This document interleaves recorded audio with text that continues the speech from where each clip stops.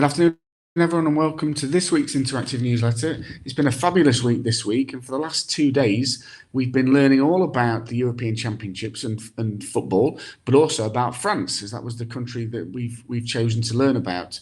It's been absolutely wonderful looking in the classrooms to see the things that the children have been doing.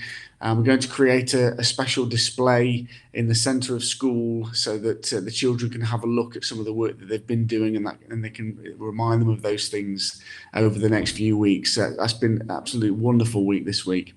I just wanted to mention a few things. For the last 2 or 3 weeks, we've been doing some tests, and I think I mentioned this last week, but I've been so impressed with the children's attitude. They've absolutely given it their best shots this week and last week, and I'm really, really proud of their achievements. They have, as I said, they've tried their hardest, and they are difficult tests sometimes. You know, they're a bit unusual. But they're a way of measuring the success for the children, and I'm really pleased and really proud of all of them.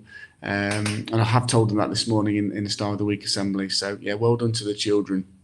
I'm a very proud principal today, so well done to them. We've had a wonderful Star of the Week assembly today, as I've already mentioned, and a couple of staff have added some extra names this week because they really couldn't decide. So some classes have got more than one entry, which is absolutely fine. If they can't choose, then they both deserve to be Stars of the Week, and obviously their names are listed at the bottom of the newsletter for this week. The Year 6 superstars who I awarded this morning. The reasons that they've had for this week have been to do with the European Championships and the work that they've done on that, and also a couple of children for some really powerful anti-racism messages as well. So it's been a wonderful week. There's been so many things to celebrate this week. This week's Meet the Staff is Miss McDonald, so we're going to find out a bit about her and about we'll find out what the children ask. Always intrigues me to know what kind of things the school counsellors want to know about the staff, but it's usually, you know, things they like to do outside of school, why they like working at St Giles, you know, favourite colour, favourite music, that kind of thing. So it's always really interesting to find out the reasons, you know, the things that they want to find out about the teachers. My favourite feature, as always, is finding out about the year one and finding out about the children, sorry. And this week it's year 1 and year 5.